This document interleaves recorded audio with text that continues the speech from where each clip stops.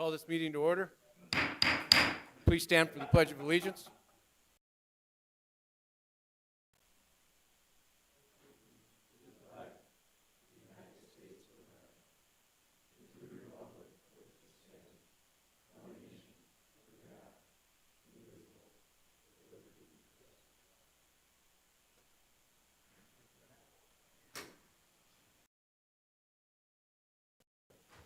Thank you all for attending this evening. Will the clerk please take attendance?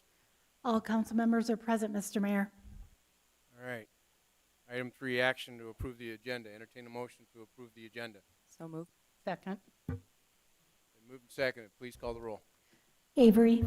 Aye. Duran. Aye. Niemeyer. Aye. Rasmussen. Aye. Specker. Aye. Tildenburn. Aye. Wendell. Aye.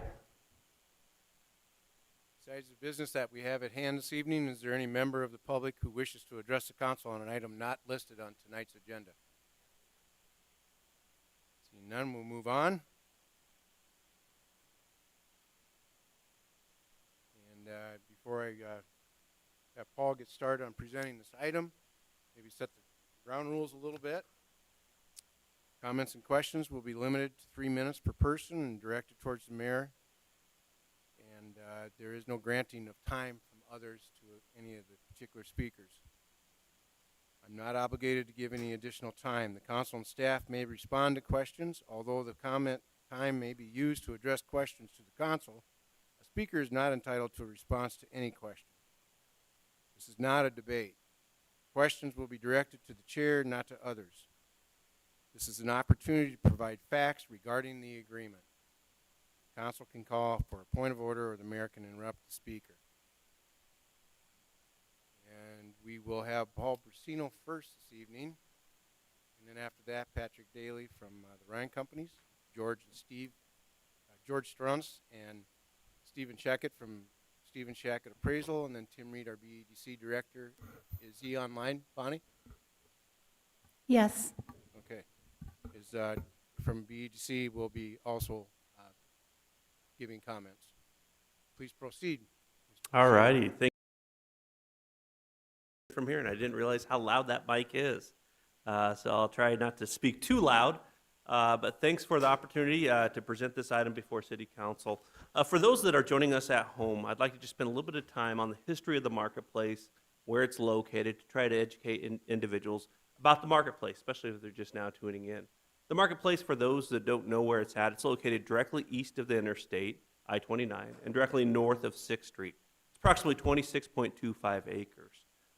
This property, the city has been interested in since about 2007, 2006. The city started negotiating with the state of South Dakota on the overall purchase of this property. In 2013, the city officially purchased the property at $1.6 million, once again, 26.25 acres. Around 2015, the city at that time, between 2013 and 2015, we did enter into multiple agreements with various developers. But in 2015, the city sought requests for proposals for development of this site. That request for proposal garnered roughly four groups that were interested, two of which had some local component associated with them. In 2016, the city did enter into an agreement with Bender Companies out of Sioux Falls, a local contractor, Clark Drew Construction, to develop this site. Throughout the years, specifically 2018, 2019, the City Council did extend that agreement with Bender and Clark Drew to try to make this project work. But in 2020, 2021, with the advent of COVID impacting the retail markets, both the city as well as Bender decided to part ways on this project mutually. COVID had really impacted the retail development. We didn't know what the future held for this site.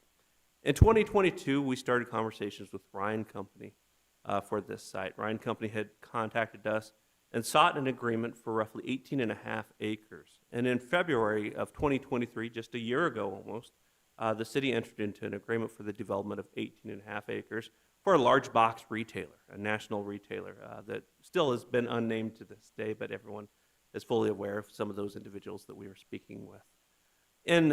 Within about 6 to 7 months, we quickly found out that that large box retailer had to pull out of the interest within the community of Brookings for various reasons that they had as within their business model. But at the same time, Ryan Company came back to us and said there is interest for them to develop a little bit smaller footprint, roughly 10 acres, which included 4 pad sites. And we'll talk a little bit about what that agreement looks like and what that development is proposed to look like in this conversation tonight. That agreement is what's going before the public for a vote January 30. Once again, that's for the amended agreement that was approved in November of 2023. Looking at the value of retail is something that we always talk about as a city of Brookings. So our community is unlike just about any other community across the nation. Most communities rely heavily on property tax. We always state that sales tax is our bread and butter. Roughly 44% of our general fund is funded by sales tax, and yet only 18% is property tax. That's usually reversed in most cities across the nation. Sales tax is critical to our community. In fact, when you throw in capital improvement fund and you look at both percentage of sales tax, we actually rely on sales tax. For every $1 property tax, we rely on $4 of sales tax. Now, those sales tax dollars within our general fund predominantly majority of our services. The general fund is comprised of operations, and the largest departments within our operations, within our general fund, include public works.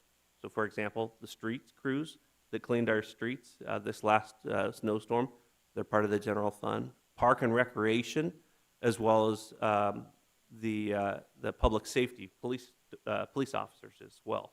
That is the predominant force within our general fund. And they consume roughly 70% of our overall general fund budget. In talking to various groups, the major conversation is surrounded the cost per square foot on this property, the marketplace. So to bring back the original purchase price that I just spoke about, the city purchased this property in 2013. Once again, as you can see, this property is located directly east of I-29 and north of 6th Street, close to the Dakota Bank Center. This property was purchased in 2013 for $1.6 million, roughly 26.25 acres. That's equivalent to $1.41 a square foot. Now, as we looked at that timeline, I mentioned that we parted ways with Bender in about 2021. In 2022, we started conversations with Ryan Companies. At that time, I requested staff to hire an appraiser to appraise this property so we understood what the value of this property was as we were entering those discussions with Ryan Companies. We wanted to ensure that the city was getting a fair price for this piece of land as we looked to sell it. What we quickly found out is that this land appraised for $1.37 million, $1.3 million, 1.4, we'll round up, $1.4 million. That's equivalent to $1.20 a square foot.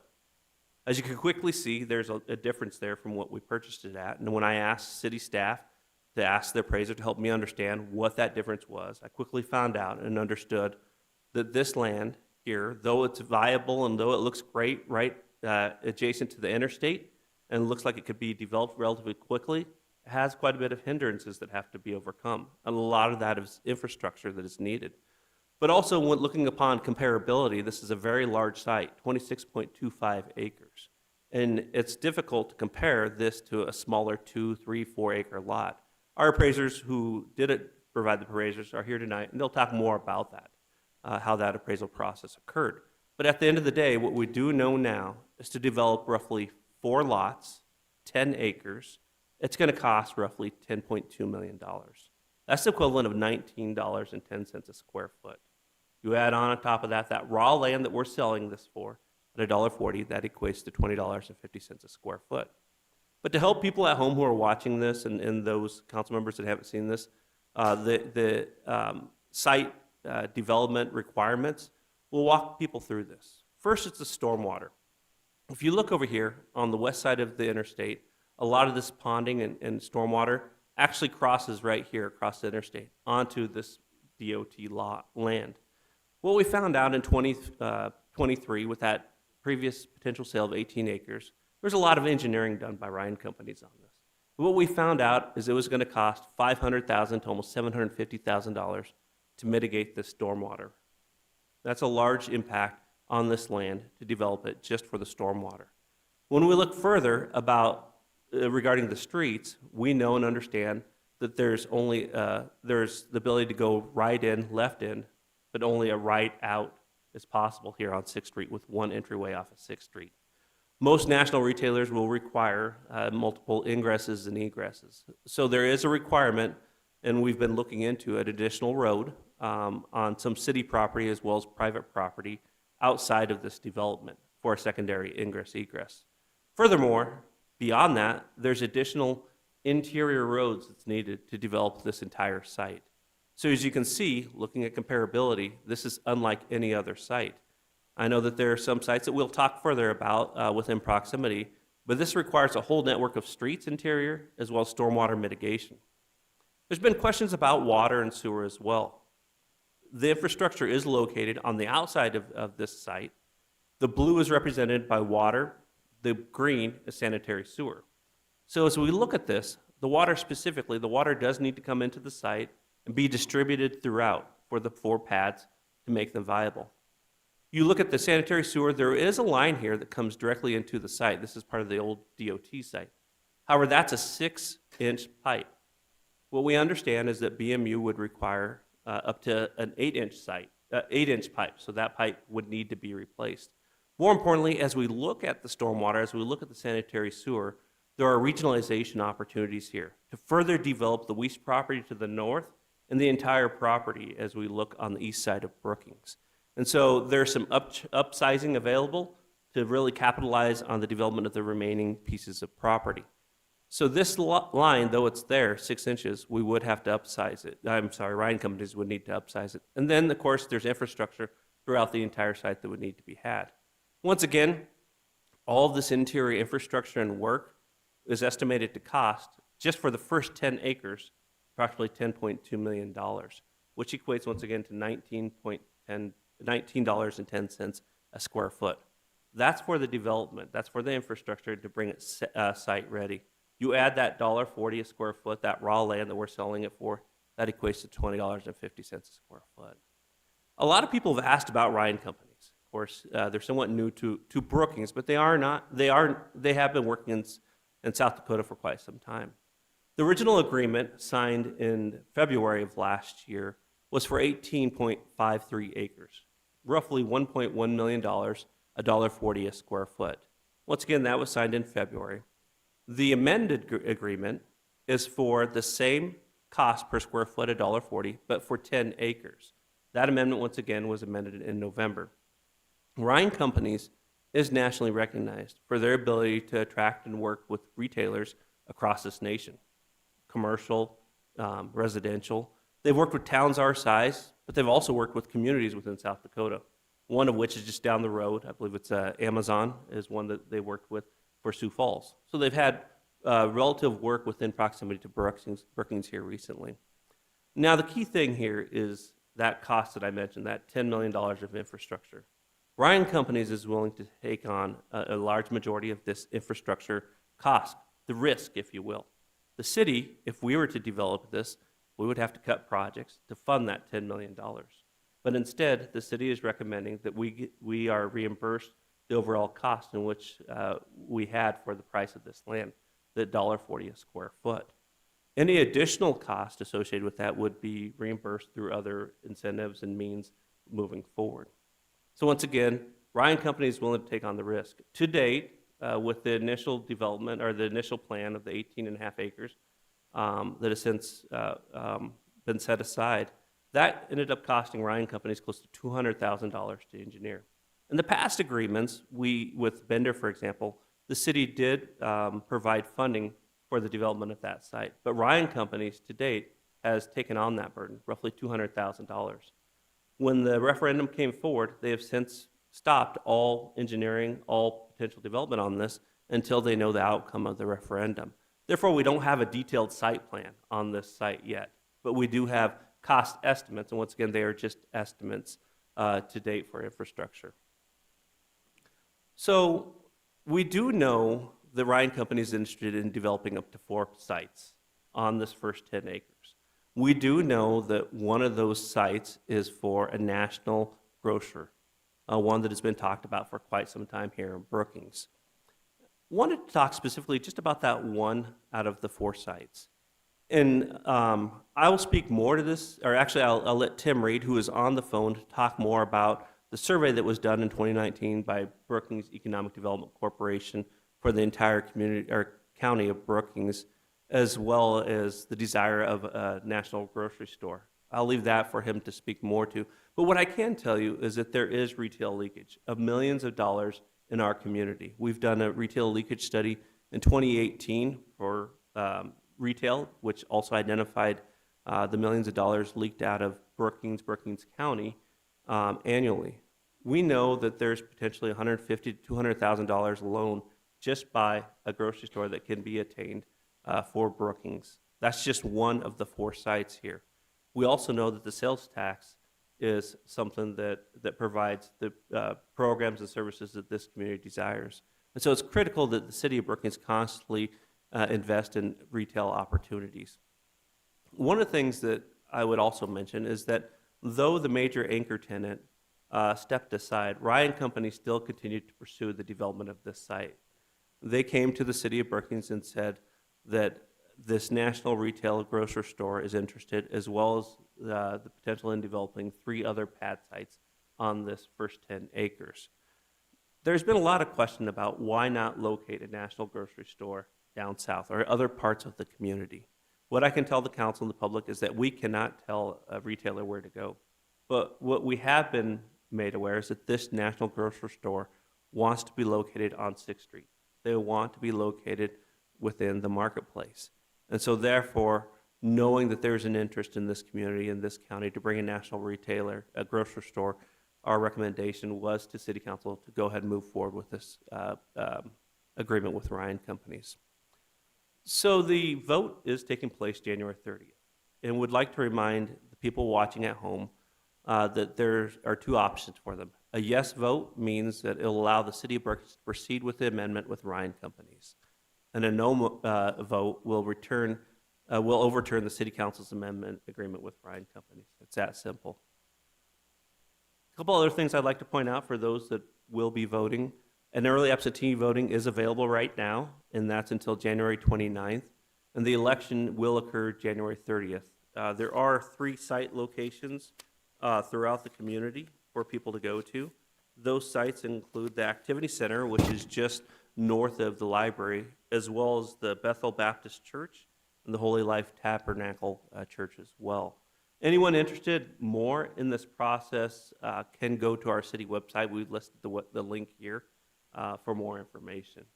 With that, Mayor, would be happy to turn it back over to you. And I know we do have other presenters, including Patrick Daly from Ryan Company, our appraisers, and then, of course, Tim Reed is also on the line. All right, thank you. All right, we'll have Patrick Daly from Ryan Companies come up and give a presentation. We'll hold all the questions until all the presentations have been done. That way we got a group of questions, and we'll figure out who could answer those questions best. Please proceed. Thank you, Mr. Mayor. As mentioned, my name is Patrick Daly. I'm the Vice President of Development at Ryan Companies and the lead developer for the proposed Marketplace project. You know, for several years now, the community has been looking for a developer who can bring a certain level of expertise to be able to deliver on the community's vision for the Brookings Marketplace. And although I am not one for self-promotion, I do believe that myself and our company have some unique capabilities and strengths that can help deliver on that vision, just given our expertise and our work in the region, but also our national reach. For those of the council and Mayor, you're all familiar with who we are, but for those who are not familiar with us, Ryan Companies is an 85-year-old, privately held, 4th generation, family-owned real estate construction and development company. We are headquartered in Minneapolis. We've got 17 offices across the country, stretching from the Northwest up at Seattle, and the Smile States with California, Arizona, a couple offices in Texas, Florida, Atlanta, and then up through the Midwest, Kansas City, Chicago, Milwaukee, and then in Iowa as well, and then our newest office in Denver. We are a fully integrated real estate company with expertise, obviously, in construction, in development, in design, in architecture, property management, capital markets. And for us, you know, much of our those specialties are really focused on kind of the major food groups when it comes to commercial real estate. Everything from office to industrial, multifamily, medical office buildings, senior housing, and retail, which is really where my expertise is and why I'm here in front of you tonight. You know, as a company, much of our history is rooted in retail development.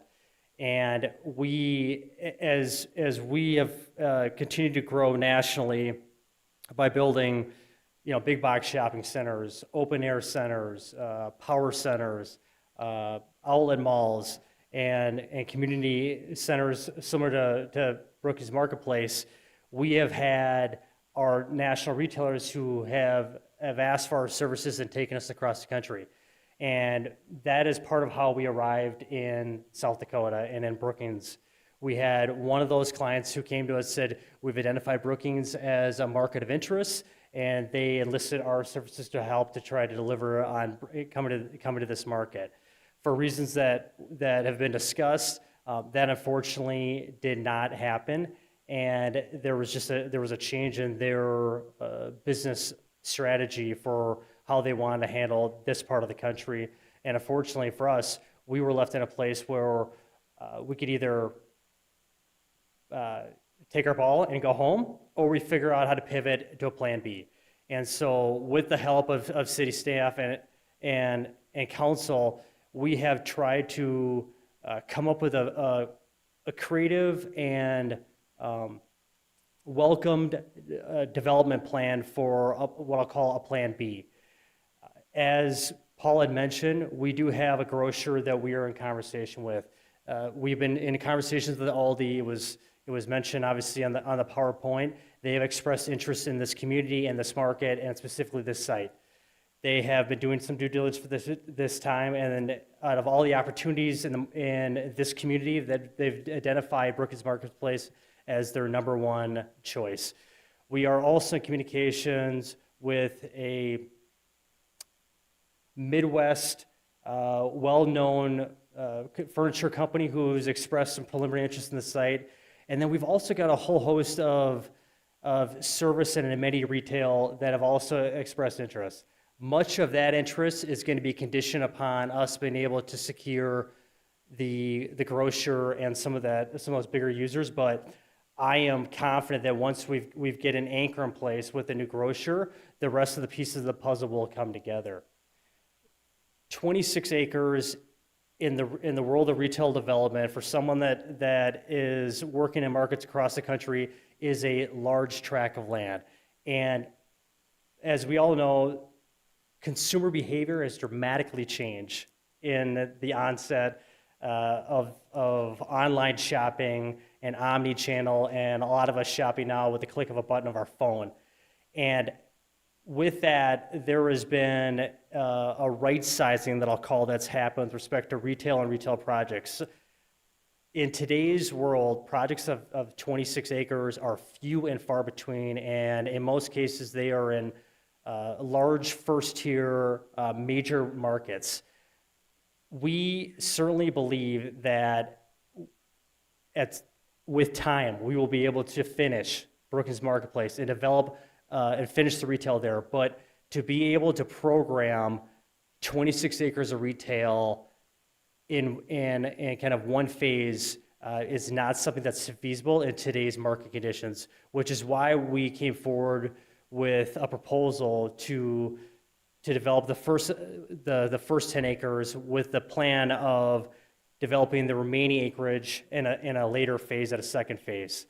We certainly believe once we frame up the first 10 acres of the project that we will have a level of synergy and momentum there that will carry on to the second phase, but we can't necessarily do that without having the first phase in place.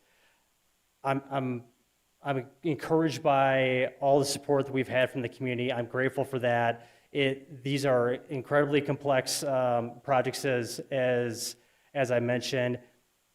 You've had other developers who have come forward who have tried to put this project together, groups that are very well qualified, very seasoned, groups that myself personally and Ryan have a tremendous amount of respect for, and you can see as a community the challenges that they all have Those challenges are not unique to just any one developer. We have experienced them in other areas.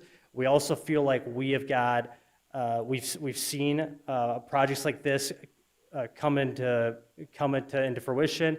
We know how to execute these type of projects, and we've got a plan in place that we think we can deliver on. Happy to answer any additional questions that you may have. All right.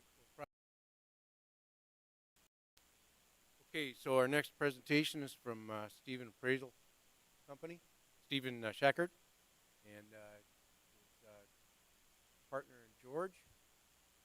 Both want to come up, that's fine. And Jake, could you move the presentation back to that slide that shows the appraised price, just in case Steve or George might want to comment on the overall appraisal? Thank you. Thank you for having us. Just give you a little background. Scheckert Appraisal has been in Sioux Falls since 1984. And prior to that, I spent 10 years in Kansas City doing appraisal work. And this is my 47th year in doing appraisal. Scheckert Appraisal has done a number of appraisal assignments here in Brookings over the years. And I think probably this is one of the more recent ones that we've done in the Brookings area. I can't think of anything else. Can you? Maybe a bus barn Oh yeah, we did the bus barn, yeah. out west. So, and I think Paul asked me to go through a couple of the questions that would be of interest as to, you know, really how we go about appraising property like this. It's nothing new to us. It's transitional land. It has challenges just like most development land, and it's compared, we try and compare it to other sites, larger sites that will be developed and with this property, there really wasn't any great comps as far as being strictly a mix of probably commercial, industrial, and maybe some multifamily. But most of the development in the area for larger transitional land has been for residential use and maybe small commercial sites. When we look at a property like this, we really look at how it can be developed, what's the developer thinking about, and of course, the primary thing is what's it going to cost to for the development of the site as far as the utilities, the infrastructure, and then looking at once that is done, how long is it going to take to absorb the land, and then that's dictated by the demand for the type of properties that would fit this location. And in this particular case, that's really one of the things that impacts the property quite a bit, because the absorption of commercial and industrial space is fairly slow, and especially when we were doing the appraisal back in 2022. You know, we were in the COVID, we didn't know exactly how things were really going to go. I think Patrick mentioned, you know, the change in how the consumer looked at commercial space, the need for that. So all those kind of take into account when we appraise a property like this, and it really gets down to, is the property, at what price can you buy the raw land and may have a feasible project? And it's these guys that put the money down and take the risk. So we try and, as best we can, interpret what the bottom line basically is going to be. So that's how we go about appraising a property like this. let's see, and I guess Patrick kind of also talked about how the change has been even since we did the appraisal in 2022. The development climate has changed because of the rather steep increase in interest rates that really affects the feasibility of a project, especially when you've got an absorption time that is rather extensive and you're paying interest on the money you're borrowing. And, that has gone up quite a bit, as well as construction costs themselves. So that all affects the bottom line and what you can pay for the raw land.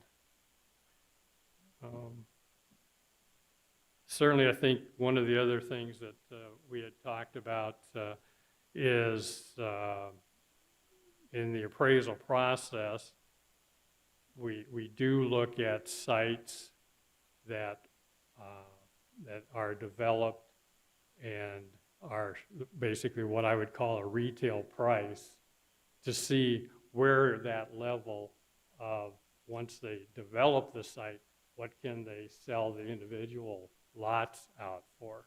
So we do look at, and in our appraisal, we have sales of smaller sites, and that helps us to understand what the feasibility level is of selling commercial sites and maybe some industrial sites.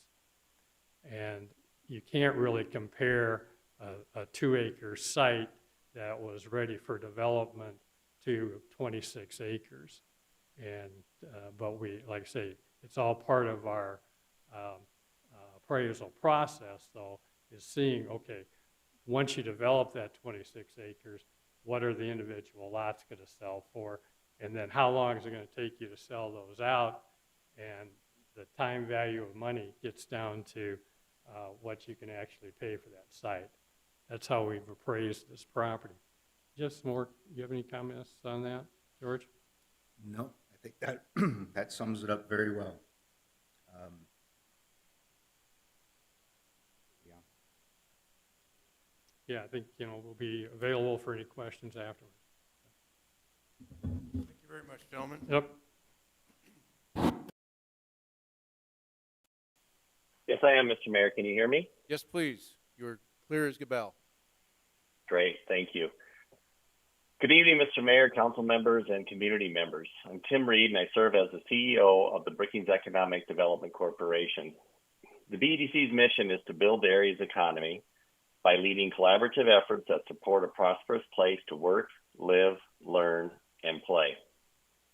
The BEDC is in support of retail development in the city of Brookings and is acting as a transfer agent for the 10 acres of land to be sold to Ryan Companies.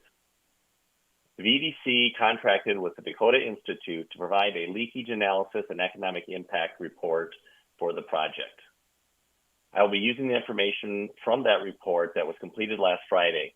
The report is on our BEDC website for public viewing. The city of Brookings relies heavily on sales tax receipts to fund services that create a high quality of life that we all enjoy.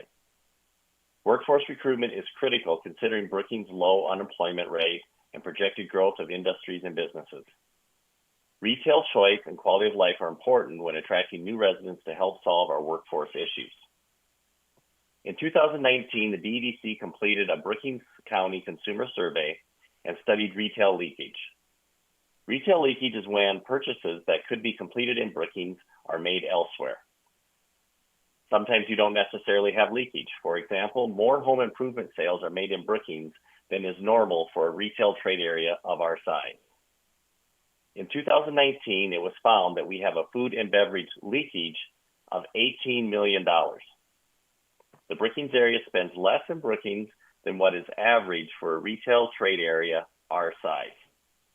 Also in the survey, we found that 86% of survey respondents were very or somewhat interested in more groceries, especially food beverage establishments in Brookings.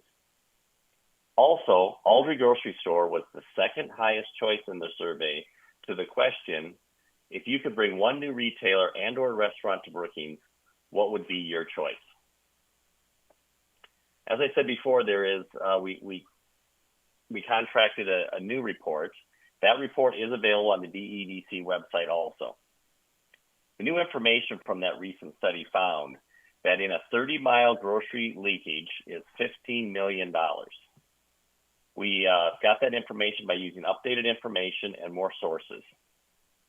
Using the data from Watertown's Aldi that opened December of 2021 and some other sources, the report concludes that Brookings could see a $7.9 million increase in grocery sales through an Aldi store. That increase would have an economic output of over $4 million and 38 jobs for the community. It would also provide annual property taxes of $114,000 and $158,000 in annual city sales tax revenue. The DEDC supports the market property sale to support economic growth in the Brookings area. Thank you. Thank you, Tim. All right. I think that's all the information that we've got so far to put out. I will open it up to public comments and questions.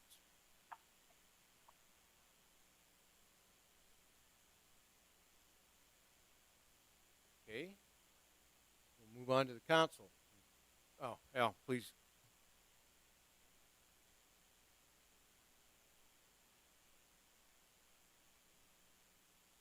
Is it all right if I sit down? Sure.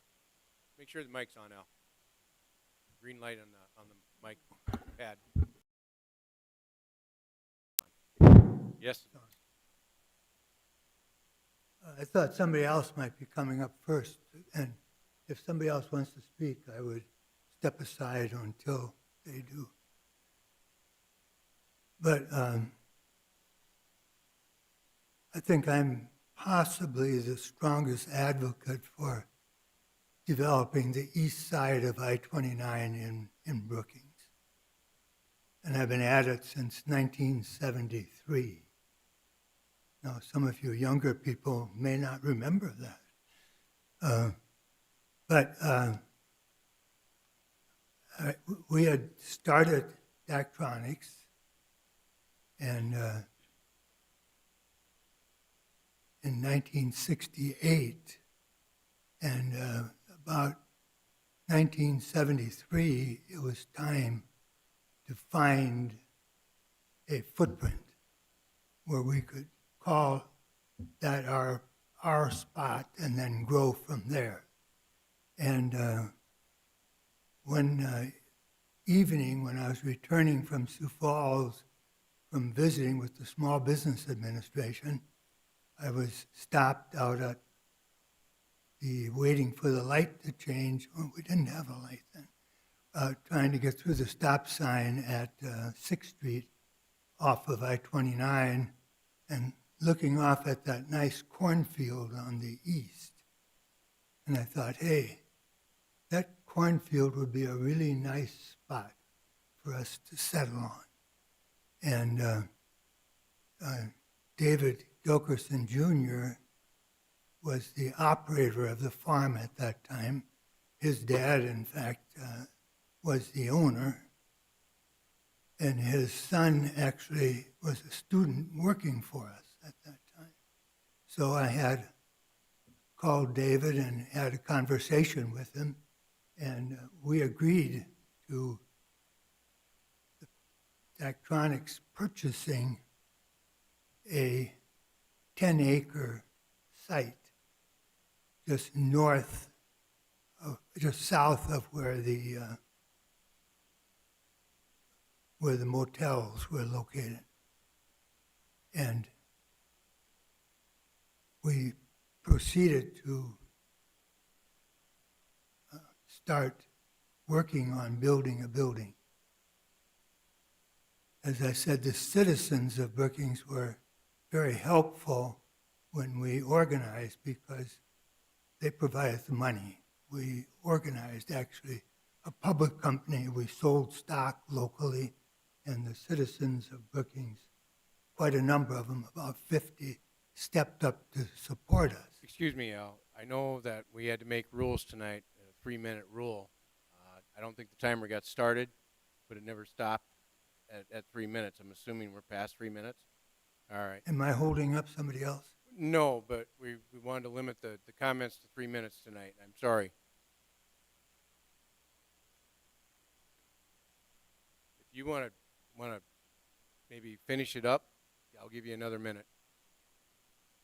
Well, another minute is rather short, but anyway, I'll say that to get our structure built, we dug our own well, we put in our own sewage system, we scraped up a road with black dirt, put a little gravel on top of it, and that was, but we did get, and the reason we were there was we did get 3-phase power, which we needed, and we did get a good telephone system from, at that time, it was actually the city of Brookings. Other than that, we got minimal support. The point is, what I'm leading up to is, how do you get a road built?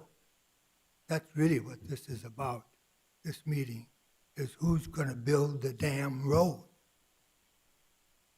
on that site. And the city is not very interested in doing that. And so they've been looking for 30 years now or more to find an angel to come in and build the road. Now we've got what looks to me like the approach to building about half of the road. Is that Thank you, Al. correct? Yeah. Any other comments? All right.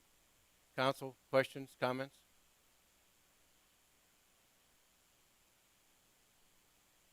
Council members. For Patrick. And I'd like to thank you for coming from Minneapolis to here tonight. So Ryan Companies wants to develop the 10 acres, and there we have those additional acres. And Ryan Companies will hold like a option to buy those acres. Could you guess at what the probability would be that those additional acres would be developed? And that would include like the land just north of this. I think this is what Al was referring to, is getting a road up into these other areas, and how much easier or harder it will be to, once those 10 acres are developed, to do the rest. Does that make sense? Yeah. First off, I appreciate the comments, and if nothing, I would love to hear the full story later on, as I'm sure everybody else would. So thank you for that and sharing that. And to address your comments, my sense is that one of the reasons why those other developers have had challenges in putting this land in production and to be able to have businesses be active here is the cost of the infrastructure, which Mr. Brazino laid out is a meaningful investment. We are trying to figure out a way there to still, we need to bring infrastructure, sewer, water, utilities, roads, and connectivity to activate this part of the land. And we believe that we want to do what we can without necessarily overdoing it in the first phase. With respect to the road connection, Lefevre is intended to go from 6 all the way up to Capitol. And it's still not yet totally determined whether or not that connection will go all the way up to Capitol in the first phase or not. I think that'll largely have to do with some civil engineering, some design work, and then more importantly, what the costs are to be able to do that. We want to be able to make that connectivity. We think it's important and it's critical to be able to attract additional retailers, especially that second phase. But with the interest we've got today, it's not a condition that we're hearing from the users that we're working with. I hope that answers your question to some degree. Thank you.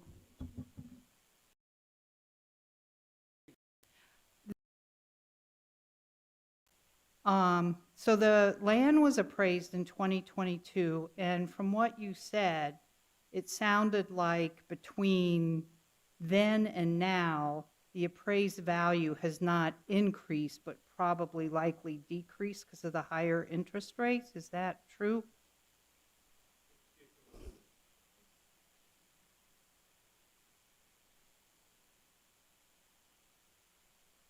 Or stayed the same? Pardon? Or stayed the same, the value? Yeah, you know, it's really kind of difficult for us to say because the market is changing so fast in some areas because of those things. But I suspect that the market hasn't gone up because of the rising interest rates and the higher development costs that I mentioned. And that's why, you know, right now, I would say it's probably more critical, and I assume Patrick's done all the work in his company, that this is what makes it feasible is to be able to buy just that 10 acres and go from there. What do you think? Yes, if anything, in regard to the interest rates and the changes that have gone on, it's affected the cost of development, which we all know is most of the stumbling block with getting this piece of property developed. So as those costs have gone up, the need to get a deal done and get an anchor in there and to start development is what's most needed at this time. Yeah, these guys, you know, they measure their return or their risk in the return to their investors and the owners. And if the investors and the owners can go to the bank and get a higher interest rate on CDs and that sort of thing, they'll do that as opposed to taking a risky development project. Or they're demanding higher return on what the money that they put into it. So that all affects the bottom line, which is the raw the price of the raw land. Okay, thank you. Any other questions, comments? Councilmember Tilton-Burn. My question is actually the vote itself. As I've talked with several folks in the community, I think there might be a little bit of uncertainty about what this vote actually does. And so I think maybe just providing a little bit of clarity or expanding a little bit more about what the vote is asking for might be helpful for the public. Obviously, we had, I think, a portion of the slide that said like a yes vote means and a no vote means, but a yes vote would essentially allow this agreement with Ryan Company to continue as amended. A no vote would stop that amendment. But just for clarification to the public, a no vote does not end the agreement, correct? That is correct. The agreement, the referendum pertains to the amendment, and so we still have an existing purchase agreement with Ryan Companies. The referendum procedure is a provision based in state law where anytime a city chooses to sell property, the public has the right to sale or reject the sale if a referendum petition is filed. So we're following a provision in state law which gives the public a chance to decide if city land can be sold. The referendum timing pertained to the amendment. The original agreement with Ryan Companies, of course, pertained to a larger tract of land.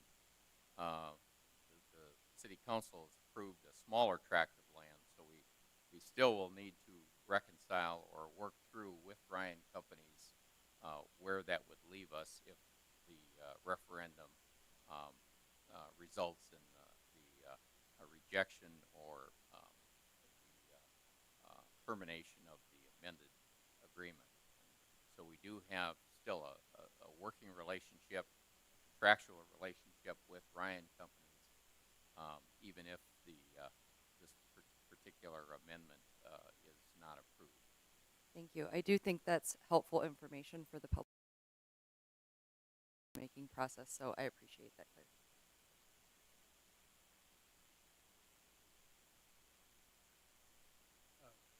Councilmember Duran. Thank you, Mr. Mayor. I have a question for Patrick, actually. So you said that you were in talks with other retailers, and so I was hoping that you could just clarify for the public, what is the sense of the retail that will go into this amendment plot of land versus the idea of retail spurring retail outside of what this 10 acres is? Just so I can, maybe just so I'm clear in your question, your thought is the first phase, what type of retail are we envisioning for the first phase? And then what kind of retail are we envisioning for the second phase? Yeah, and you don't even have to go into specifics yet for the second phase because you talked about those types of retailers that you were in conversations with. It's more so clarifying what is the sense of what is happening in that amendment plot of land, just like you said. Yep. So we talked a little bit about the grocery interests in the market as a whole in the community, and then specifically this site. So all these definitely a group that we are engaged with. We are far from finalizing our arrangement, our deal structure with them, but we are in an active dialogue with them. Additionally, we do have a home furniture group that we have identified who is regionally based throughout the Midwest, and a name that you're all familiar with. We are under an NDA and unable to disclose who the group is at that time. They have not given us authorization to do that, but my sense is hopefully that we kind of pull them into our project a little bit closer. They're gonna hopefully they'd be ready to announce at a later date. In addition to that, we've got a series of outlots, kind of small tenant, small format users, and I see that being really amenity-based, convenience-based type of retail, get to the likes of coffee users, restaurants, quick service restaurants, some amenities, some services, health, beauty, those types of groups. And then follow up to that, thank you. That's what I was looking for. I know it's been talked about, the idea of like co-sharing parking spaces. Can you talk about kind of some ideas that you may implement to maximize that space with all of that retail? If parking is the strategy or anything else that you've been looking at? So from a parking standpoint, depending on what the category of the use is, there are different requirements that would go into place. So as an example, if you were to have like a low impact parking user, but a kind of a high volume, like a mattress store, like a Select Comfort, like a mattress firm, those type of users, that's a lower parking count. On the inverse of that, you'd have a restaurant or like coffee stores who have got a really high parking need. So we have got a pretty good sense for what the requirement is depending on what the category of retail, and then we can optimize and blend that together. But just to give you kind of a general idea, in most cases, parking for retail today generally is roughly at about a 5 to 6 per 1,000 square feet. And we envision that there would be cross parking or co-parking, as you mentioned, for all those users across the project. Thank you. And then do I have time for one more question? Okay. Thank you for talking about how you've been intentional in this planning. I appreciate it. Can you also speak to the public who may not be familiar with your company of if we move forward with the agreement and we move forward with these retailers, is Ryan Company building the buildings, or what is your process for getting it from this agreement to we can walk into the front door? Yeah, thank you for that. So for us, we are early in a process, right? We are at kind of our due diligence phase.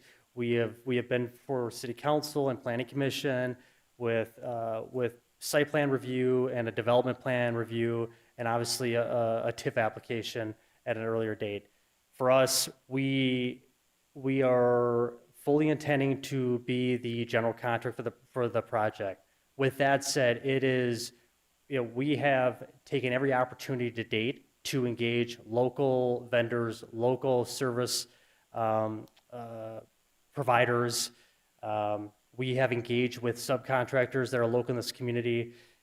You guys have all seen our plans. If you notice on our civil plans, you see CDI, Civil Design Inc., which is based here in Brookings. They've been our civil engineer on the project. We've engaged with a legal team in Sioux Falls. We've engaged traffic engineers locally. And our full intent is that we would use local subcontractors to help fill the project. And I hope there are other opportunities for us to engage local vendors and local expertise with respect to other services, brokerage, and end users as well. Thank you. Those are all my questions. Councilmember Avery? I just had a couple of questions. I'm not sure who. We've had quite a bit of comment from different sectors there about, well, what we should do with the property is we should just auction it off. And I know people have pointed out that the city councils we're not land developers, but we're probably not auctioneers either. And I'm assuming that there'd be considerable cost in setting up some kind of an auction. There'd be advertising, and it wouldn't be like putting an ad in a local paper or something. It'd have to be a broad-based type of advertising. It'd take some considerable time. You'd have to have some attorneys involved in writing up different things. And then there's a very likely possibility that you won't have any bidders. I mean, there's not that many people that are going to be lining up to be a bidder on this property. So my question would be, what would be the impact of a no sale? We have an auction, we've incurred costs, doesn't sell. Likely that doesn't improve the value or any prospects for getting a higher price, I wouldn't imagine.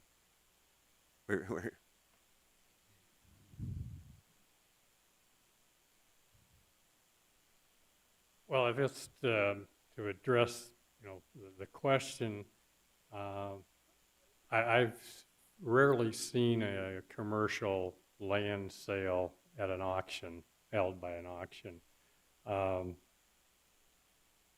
Typically, especially on something like this, where typically a auction is held shortly after it's announced. I mean, month, 2 months down the road. And a project like this takes a while to actually develop a plan. And so you've got all that upfront costs. I mean, I heard $200,000 or something like that for some of the studies that have already been done. So an auction really doesn't work for this type of property. And if you do a no sale, if you were to do an auction, then you kind of put a little bit of a stigmatism on the land, I think.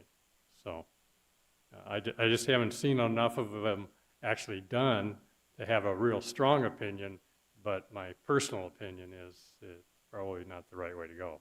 Well, that's what I was asking for, because it gets thrown out there a lot like it's quite a simple process. You just have an auction and then be done with it, but I don't think it would work that way. Yeah, if you're selling a quarter of ground out in the middle of the county, yeah, that's probably the fastest, the easiest, and would provide probably a good market price. But for something where you're going to be developing it, like I said, all of this time goes into figuring out exactly how you're going to develop it, who's going to buy all your lots, and then take the time value of all that money and say, okay, this is what all of this tells me I can pay for this site. And that's how we look at it as well.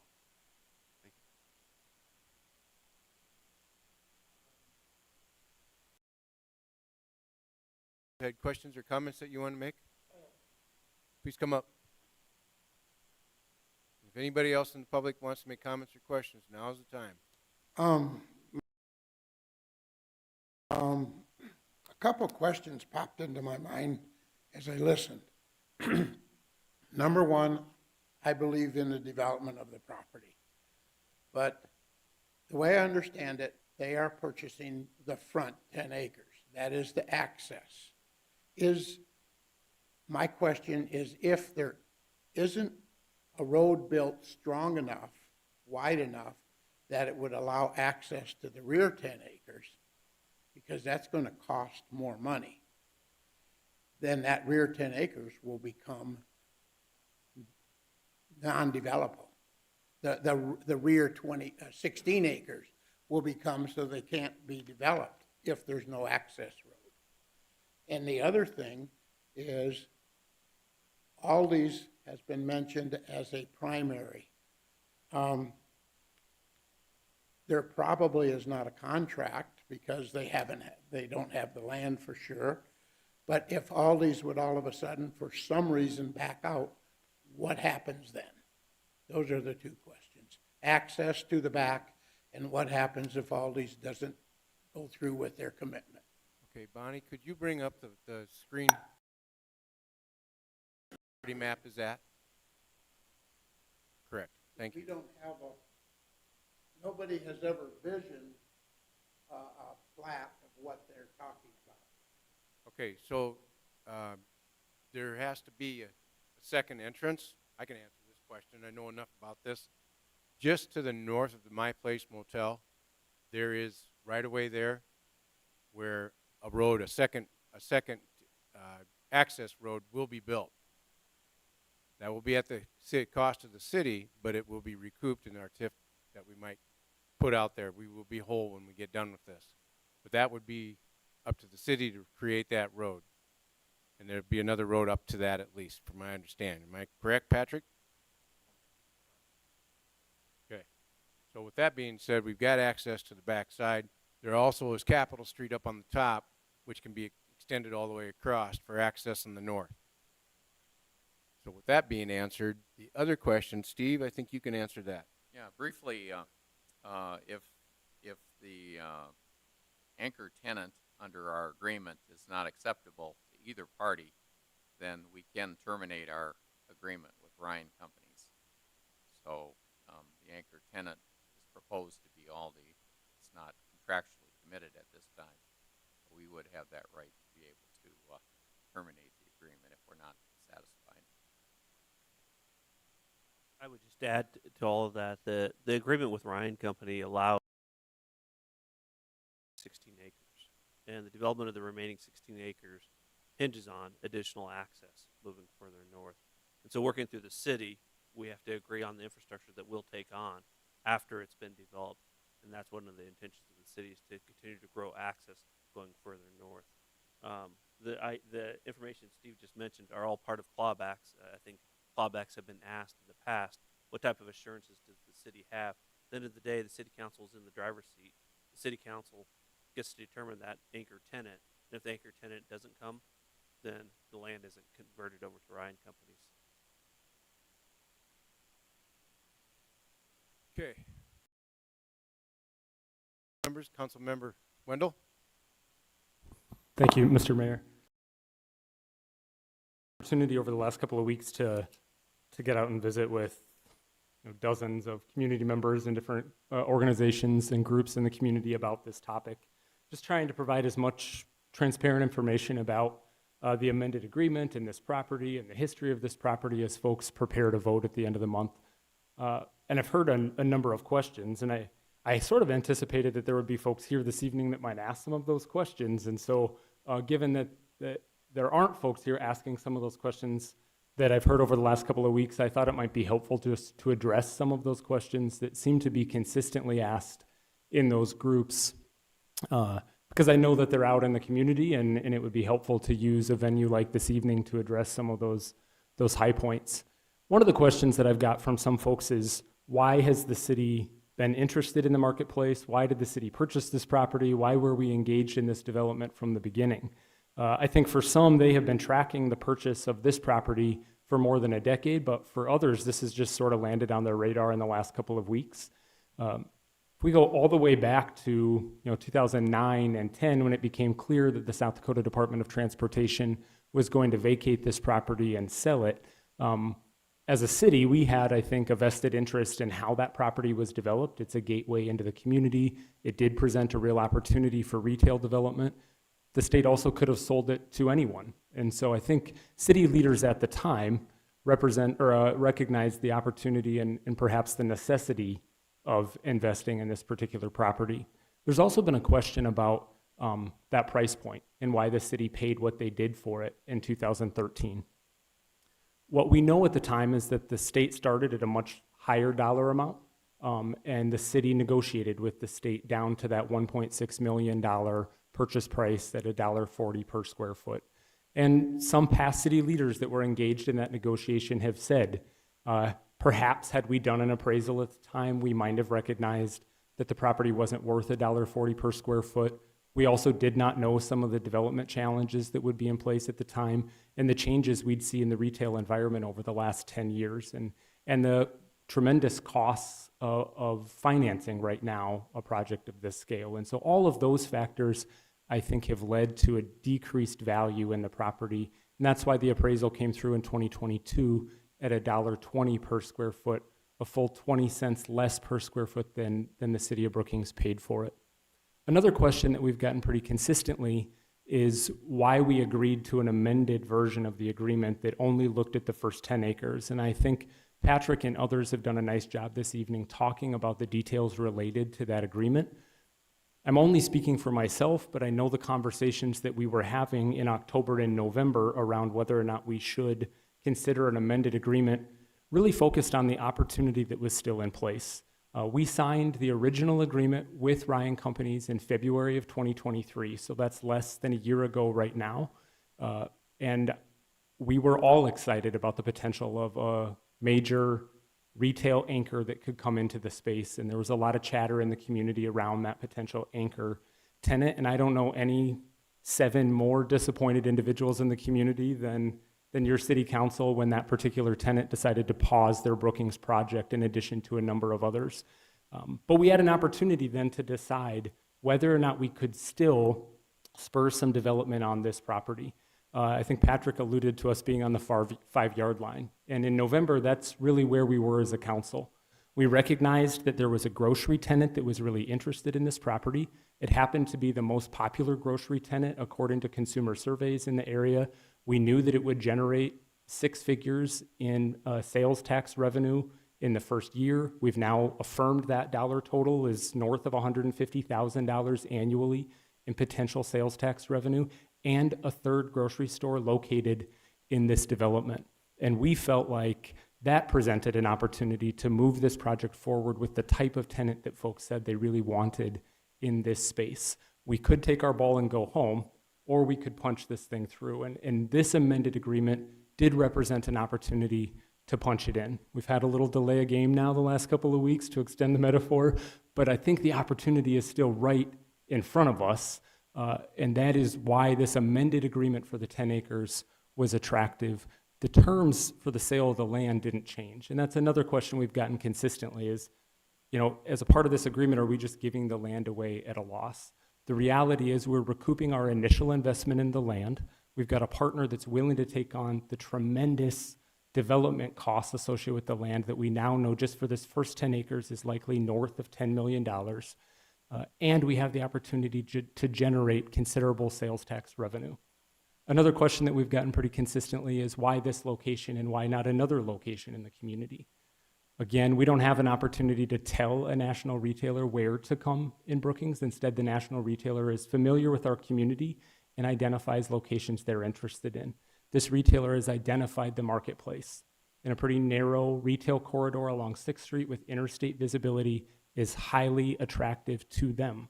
I would also note that more than 4,000 people work on the east side of the interstate. We've got an opportunity here to really build on the energy on the east side of the interstate that Mr. Kurtenbach referenced. And I think this could be the first domino that falls on that side of the interstate to spur additional retail and potentially residential development.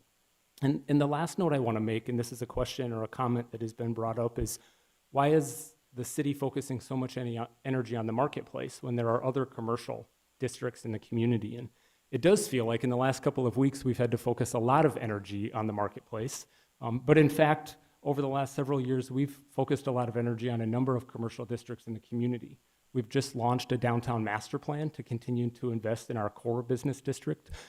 In partnership with a number of leaders in the community, we invested millions of dollars to create an interchange on 20th Street South and really tried to thoughtfully plan that commercial corridor on 20th Street South. You all experienced the investment we made on 22nd Avenue in front of the existing mall spaces, which is an investment in that commercial corridor. If anyone is from Mitchell, I don't want to pick on Mitchell, but one of the things that we've learned, I think, from other mid-sized communities in the state is this development can do tremendous things for our community. But when Mitchell invested in Cabela's on the other side of the interstate, it also spurred a tremendous amount of commercial development on that side of the interstate, but it hurt other commercial properties and districts in the community. This is about bringing new national retailers to Brookings, not relocating existing retailers from our downtown and our mall space.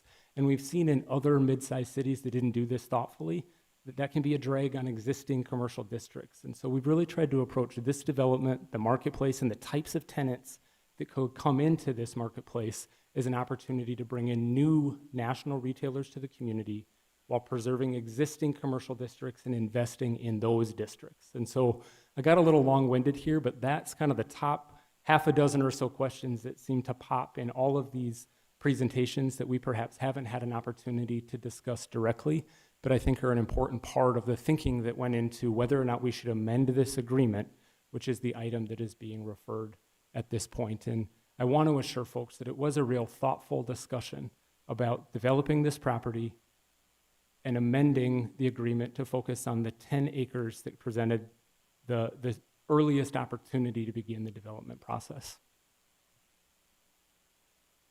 Thank you, Nick. I just had one question. I was wondering if someone, I guess I don't, could walk through again the impact of sales tax that this is going to have in the Brookings community, because I also think there's kind of a notion out there that we're bringing these companies in, they're going to directly compete directly with businesses we already have in town. And we've kind of talked a little bit already about how maybe that's not the case and that we're reducing that leakage. So could someone, whether that's Tim or maybe Paul, talk through that a little bit more and why, we're not bringing in a grocery store to compete with our other grocery store?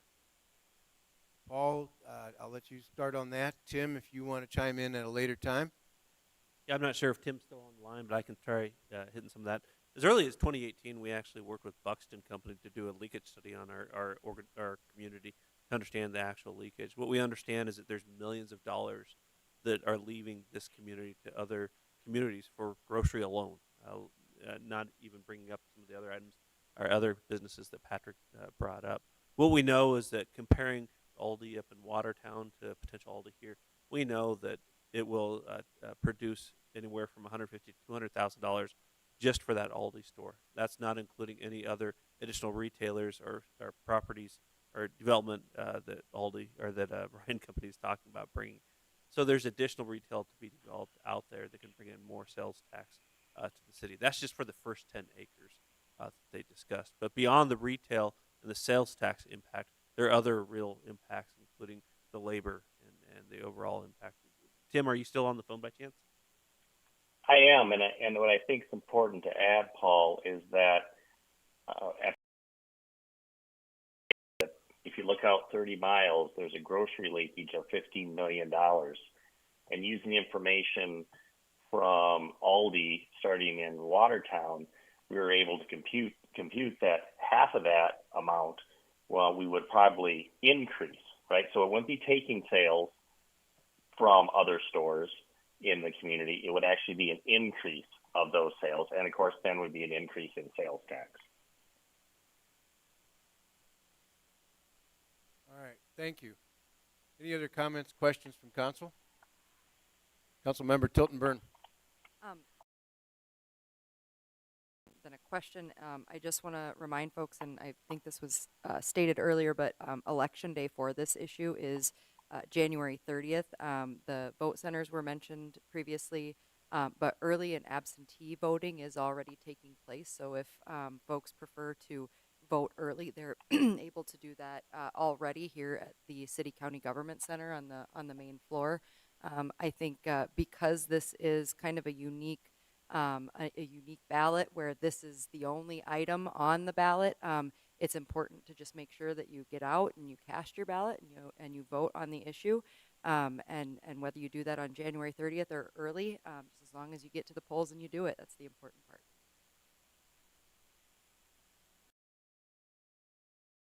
Last, unless somebody else has got something else they want to say. I do have a couple questions. Timeline for if this amendment is approved by the citizens of our city, what are some of the timelines that you can kind of give us an idea of? Yeah, Mr. Mayor, at this point, we have suspended all due diligence, And our goal would be on the 31st, on the 1st of February, that we would reengage as fast as possible with that due diligence process. We'd be back in front of Planning Commission and City Council, going through the process of seeking approval on the revised plan with a goal of commencing construction later this year.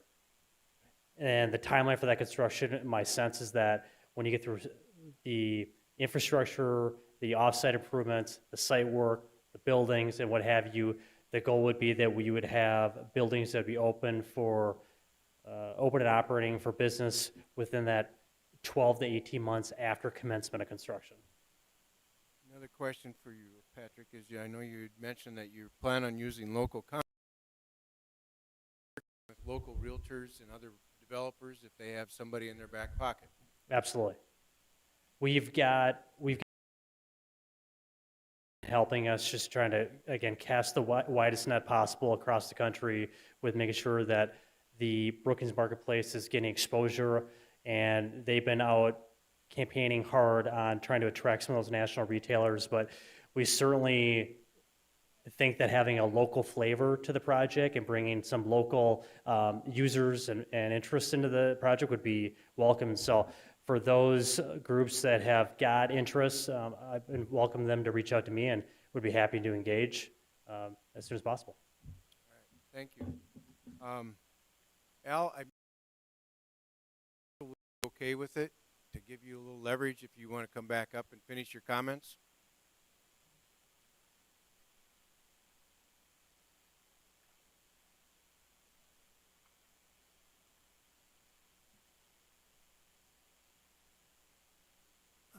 I'd just like to say I'm a proponent of growing Brookings. And going back to when I was CEO of Daktronics, I recognized that for Daktronics to grow in Brookings, Brookings had to grow. And I saw that probably the most fruitful place to do that is on the east side of I-29. That was, I think I-29 is such a great asset that it really deserves to be double loaded. And so therefore I'm pleased that we're talking about that space. I think we can, I envision that Daktronics can double in size, maybe even in less than 50 years. But we need to use our assets well, and the land on the east side of 29 is a great asset. And the city is the owner of, about a quarter section of that land, roughly. And so putting that to use is going to be very important. I'm interested in helping with that. I think I've helped already in recruiting Whiskey Creek to Brookings and building a hotel to support the Civic Center. And I'm interested in additional development there, including housing, to help Brookings grow. And this project is very important, one way or another, to accomplish that. I'm concerned. I have conflicts here because the Mills family, Harvey in particular, who is no longer with us, actually co-signed our note when we built our first building. And you just don't forget those kind of things. But I don't think that the idea of going to an auction is going to find a way to get the street built. I just don't see any. Somebody would still have to step up, one of those parcel holders or whoever, and build the street. And I just don't see that happening that way. So I'm conflicted here, and that's kind of grabs me a little bit. But I'm a I know I'm a loyal Brookings resident and a loyal Brookings developer. People ask me if I go south in the wintertime. I say, yeah, I go south to Sioux Falls for the Summit League tournament. We just like Brookings. And so I hope we can get through this in a positive way and go forward with development. Thank you, Al. All right. Thank you very much for the information that we received and what we were given. Talk about next week's meeting. Well, first of all, is there any other items or subjects that the council would like to bring up in future meetings? That being said, we have a regular meeting next week, 6 o'clock on Tuesday night, 23rd.